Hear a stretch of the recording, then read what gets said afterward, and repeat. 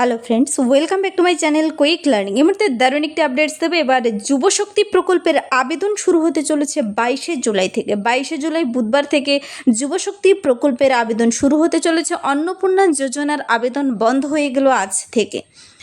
যেখানে যুবশক্তি প্রকল্পের জন্য অনলাইন আবেদন কমপ্লিট করতে হবে। এখানে কিন্তু 3000 টাকা আলাদা ক্যান্ডিডেটদের জন্য এবং বাকি সবেদের জন্য কিন্তু 2000 টাকা, দুটি ভাগে বিভক্ত রয়েছে। কারা কারা সেই টাকা পাওয়ার যোগ্য, কী কী ডকুমেন্টস লাগছে, কী কী ক্রাইটেরিয়া থাকতে হবে এই যুবশক্তি প্রকল্পের জন্য আবেদন করতে গেলে, তা নিয়ে বিস্তারিত জানাবো। আর তার সঙ্গে জানাবো যে ইম্পর্টেন্ট আপডেটটি, তা হলো যাদের অন্নপূর্ণা যোজনার স্ট্যাটাস আন্ডার এনকোয়ারি রয়েছে তাদের এখন কি করণীয়। দুটো খুবই ইম্পর্টেন্ট আপডেট নিয়ে আজকের আলোচনা।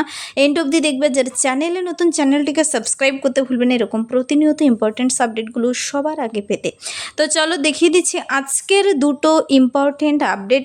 প্রথম আপডেটটি হলো যুবশক্তি প্রকল্প নিয়ে। যুবশক্তি প্রকল্পের কিন্তু আবেদন শুরু হতে চলেছে এবার 22শে জুলাই থেকে, 22/7/2026 থেকে, যেখানে সম্পূর্ণ সে থেকে অনলাইনে ফর্ম পূরণ করতে পাবে। তার জন্য কিছু ডকুমেন্টস লাগছে, কিছু ক্রাইটেরিয়া রয়েছে। এই যুবশক্তি প্রকল্পের জন্য কিন্তু অন্নপূর্ণা প্রকল্পের জন্য যুবশক্তি প্রকল্প এতদিন বন্ধ ছিল। যুবশক্তি প্রকল্পের এবার আবেদন যেহেতু শুরু হতে চলেছে 22শে জুলাই থেকে, এখানে কিন্তু যারা গ্র্যাজুয়েশন কমপ্লিট করে আছে তাদের জন্য কিন্তু 3000 টাকা, সকলে 3000 টাকা পাবে না। যারা গ্র্যাজুয়েশন কমপ্লিট করে আছে, বিএ পাস করার ক্যান্ডিডেটদের এখানে 3000 টাকা করে দেবে প্রতি মাসে। অন্যান্যদের ক্ষেত্রে কিন্তু সেই 3000 টাকা পাবে না। বাকি যারা গ্র্যাজুয়েশন ছাড়া 12 পাস কিংবা মাধ্যমিক পাস করে বসে আছে তাদের জন্য কিন্তু 2000 টাকা এখানে এই প্রকল্পের আন্ডারে পাবে। অন্যান্য ছেলে মেয়েরা, এখানে মেল ফিমেল সবাই আবেদন করতে পারে। যারা কিনা অন্য কোনো প্রকল্পের সুবিধা পাচ্ছে না তারা কিন্তু এখানে আবেদনযোগ্য। 2000 টাকা মাধ্যমিক পাস, মনে রাখবে 10th এবং 12 পাস যারা করে বসে আছো, যারা যুবশক্তি প্রকল্পের আওতায় নাম নথিভুক্ত করতে ইচ্ছুক কিংবা আগে আবেদন করেছো, তাদের আবারও যদি আবেদনের পোর্টাল ওপেন হয়ে যায় আবেদন কমপ্লিট করে দেবে। তো সেখানে 2000 টাকা মাধ্যমিক উচ্চ মাধ্যমিক পাশেদের জন্য, আর যারা গ্র্যাজুয়েশন কমপ্লিট করেছো তাদের জন্য কিন্তু 3000 টাকা প্রদান করবে সরকার প্রতি মাসে কিন্তু এটি। তার জন্য এখানে কিছু ইম্পর্টেন্ট ক্রাইটেরিয়া রয়েছে, যেমন প্রার্থীদের কিন্তু কিছু ডকুমেন্টস লাগবে অনলাইন আবেদনটি করার সময়। এই সমস্ত ডকুমেন্টসগুলো নিয়ে বসতে হবে। এখানে আবেদনটি করতে গেলে আগে শুধু বলেছিল মাধ্যমিক পাস থাকলেই কিন্তু এই যুবশক্তি প্রকল্পের আন্ডারে নাম নথিভুক্ত করতে পারে এখানকার বেকার যুবক যুবতীরা, যারা কিনা কোনো সরকারি কোনো কাজের সঙ্গে যুক্ত নয়। বেকার যুবক যুবতীদের জন্যই এই যুবশক্তি প্রকল্প। মেয়েরাও কিন্তু এখানে আবেদনযোগ্য, যাদের 25 বছর হয়নি, অন্নপূর্ণা যোজনার যারা সুবিধা না পেয়ে এখনও রয়েছে তাদের জন্য কিন্তু যুবশক্তি প্রকল্পের পোর্টালে তোমরাও নাম নথিভুক্ত করে এই সুবিধা পেতে পারো। তো এখানে আধার কার্ড লাগবে, নাম্বার 1 আধার কার্ড লাগছে, প্যান কার্ড লাগবে।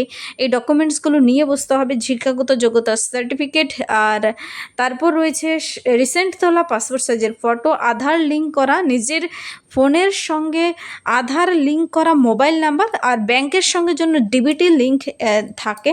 সক্রিয় ইমেল আইডি, ডিবিটি লিঙ্ক, ব্যাংকে ডিবিটি লিঙ্ক রয়েছে কিনা, কোন ব্যাংকের আন্ডারে রয়েছে। ডাইরেক্ট বেনিফিট ট্রান্সফারের মাধ্যমে টাকা প্রদান করা হয়, যেহেতু অন্নপূর্ণা যোজনার ক্ষেত্রে আমরা দেখেছি। তো ঘরে বসে থেকে কিন্তু চেক করা যায় মোবাইলের মাধ্যমে, তা নিয়ে ভিডিও আপলোড করা আছে কিন্তু এই চ্যানেলে।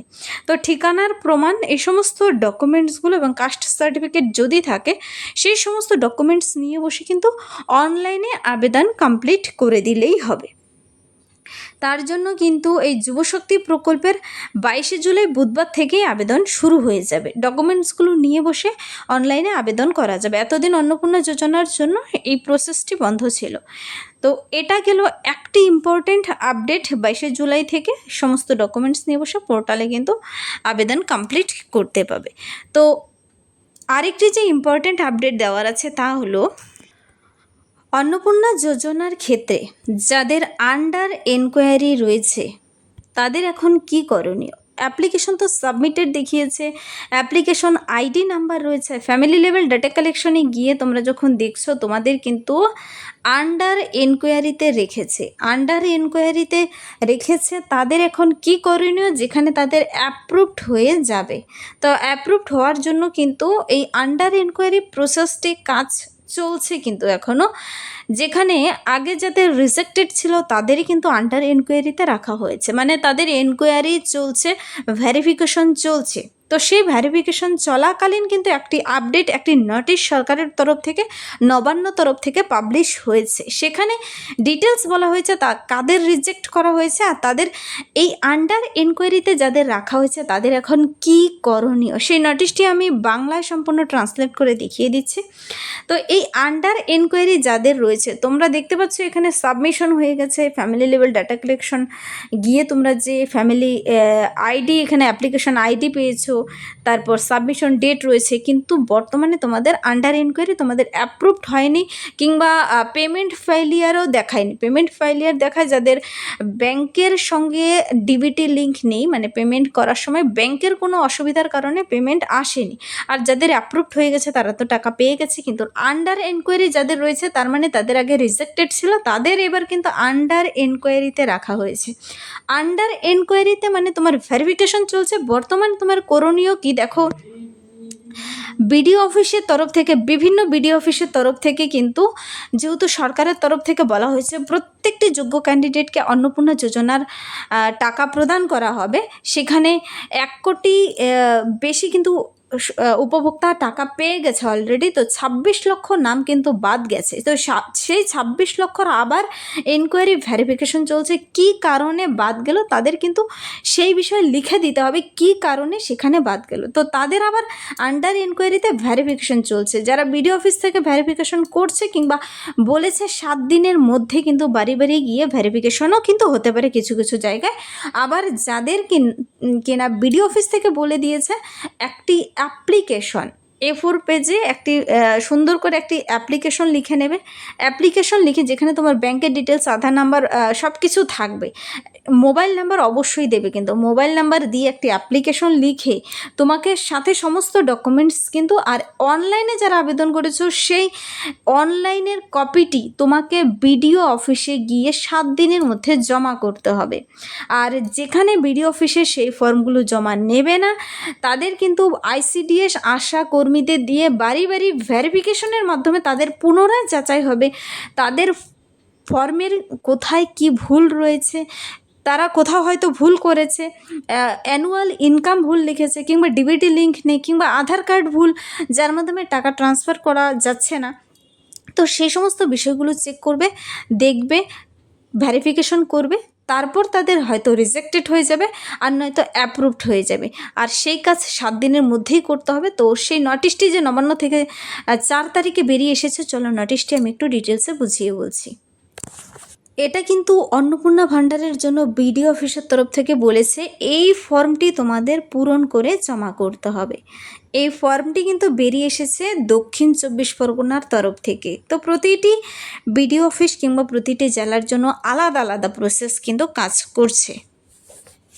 এই যে অন্নপূর্ণা যোজনা নিয়ে নবান্নর তরফ থেকে, government of West Bengal office of the chief secretary নবান্নর তরফ থেকে একটি ইম্পর্টেন্ট আপডেট বেরিয়ে এসেছে 4/7/2026, যেখানে বেনিফিশিয়ারিদের আন্ডারে বলা হয়েছে তোমাদের কি কি কারণে বাদ হলো আর তোমাদের কি কি করণীয়। তো এই আপডেটটি মানে এই পশ্চিমবঙ্গ সরকার মুখ্য সচিবের কার্যালয় থেকে নোটিশটির নাম্বার, এখানে ডেট দেওয়া রয়েছে 4 জুলাই 2026 তারিখ বিকেল 3টায় মুখ্য সচিব পৌরোহিত্য অনুষ্ঠিত অন্নপূর্ণা যোজনা বিষয়ক সভার কার্য বিবরণী কিন্তু এখানে বলা রয়েছে।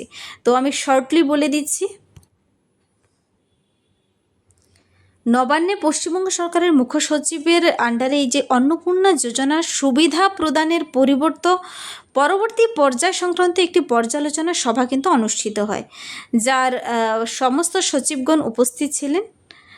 পৌর বিষয়ক উন্নয়ন দপ্তরের মাননীয় মন্ত্রী এবং নারী ও শিশু উন্নয়ন ও সমাজ কল্যাণ, যাকে WCD&SW দপ্তরের মাননীয় প্রতিমন্ত্রীর স্বাধীন দায়িত্বপ্রাপ্ত তো উপস্থিত ছিলেন। তাদের কি কথা হলো,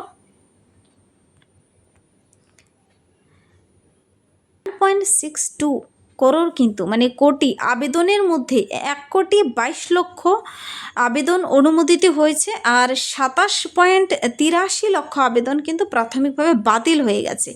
পরিবার আয়কর প্রদানকারী হওয়া মানে পরিবার থেকে যদি ইনকাম ট্যাক্স প্রদান করে, 3টির বেশি কক্ষের মালিক মানে 3টির বেশি পাকা ঘর রয়েছে, যারা ইনকাম ট্যাক্স প্রদান করে 3টির বেশি পাকা ঘর রয়েছে, জিএসটি আইএন থাকা ইত্যাদি যারা জিএসটি প্রদান করে তাদের কিন্তু বাতিল করা হয়েছে। তো প্রাথমিকভাবে বাতিল হওয়া এই সমস্ত আবেদনের ক্ষেত্রে আবশ্যিকভাবে কিন্তু এবার ফিল্ড লেভেলে তদন্ত করতে বলা হয়েছে। মানে বুঝতে পেরেছো, তোমাদের এবার ফিল্ড লেভেলে কিন্তু মানে বাড়ি বাড়ি গিয়ে তদন্ত ভেরিফিকেশন করবে। তো এই ফিল্ড লেভেল তদন্ত করতে যাবে, তোমাদের যা যা ডকুমেন্টস কিংবা তোমরা অনলাইনে যা যা আপলোড করেছো সেখানে কতটুকু সঠিক আপলোড করেছো সেই সমস্ত বিষয়গুলো কিন্তু তদন্ত করতে যাবে তোমার বাড়িতে। বলেছে 7 দিনের মধ্যে এই কার্যক্রমটি সম্পূর্ণ করতে হবে যাতে কোনো যোগ্য সুবিধাভোগী বাদ না পড়ে আর তাদের প্রাপ্য সুবিধাটি আধার সংযুক্ত ব্যাংক অ্যাকাউন্টে স্থানান্তর করা সম্ভব হয়। প্রতিটি আবেদনের ক্ষেত্রে অনুসন্ধান চালাতে হবে, কারণ সহ অনুমোদন এবং বাতিলের সুপারিশ পোর্টালে কিন্তু আপলোড করতে হবে। কী কারণে বাতিল হলো এবার কিন্তু সেই কর্তৃপক্ষকে মানে বিডিও অফিসের অফিসারদের উপরে লিখে দিতে হবে সেই ফর্মটি কী কারণে রিজেক্টেড হয়েছে। বিষয়টি অত্যন্ত গুরুত্বপূর্ণ, কারণ অনেক অফলাইন আবেদনকারী এখনও এই সুবিধা থেকে কিন্তু বঞ্চিত রয়েছে। এই কাজটি কিন্তু সম্পন্ন করার কথা বলা হয়েছে 10ই জুলাইয়ের মধ্যে। তো 10ই জুলাইয়ের মধ্যে বাড়ি বাড়ি গিয়ে সার্ভে হবে, যারা কিনা যাদের রিজেক্টেড কিংবা আন্ডার এনকোয়ারিতে রয়েছে তাদেরই। আর যদি না যায় তাহলে কিন্তু বিডিও অফিসে গিয়ে কিছুদিনের মধ্যে জমা করে আসতে হবে সমস্ত ডকুমেন্টসগুলো, যেন এনকোয়ারি করার সময় আপনার সমস্ত সঠিক তথ্য তারা পেয়ে যায়। সমস্ত কাজ 10/7/2026 মধ্যেই কমপ্লিট হয়ে যাবে। তারপর যাদের অ্যাপ্রুভড হবে টাকা পেয়ে যাবেন, আর যাদের রিজেক্টেড হবে তো বাতিল হয়ে যাবে। তো বিষয়টি খুবই ইম্পর্টেন্ট, কেন কি আবেদনের ফর্মের কোথাও কিন্তু এডিট অপশন দেওয়া নেই, কারো কোথাও ভুল হয়ে থাকলে কোনো এডিট অপশন নেই, এগুলো ডাইরেক্ট ভেরিফিকেশন হবে, আর হয়তো ভিডিও নয়তো বাড়িতে গিয়ে ভেরিফিকেশন কমপ্লিট করবে। এই ছিল আজকের একটি ইম্পর্টেন্ট আপডেট, একসঙ্গে দুটো আপডেট, সব কিছুই ইম্পর্টেন্ট। তো যদি ভিডিওটি হেল্পফুল মানে লাইক করবে, বন্ধুদের সাথে প্রচুর শেয়ার করবে। আমার এই চ্যানেল কুইক লার্নিংকে সাবস্ক্রাইব করতে ভুলবেন এরকম ইম্পর্টেন্টস আপডেট নেক্সট যত ইম্পর্টেন্ট আপডেট আসে সবগুলো সবার আগে জেনে নিতে। Thank you.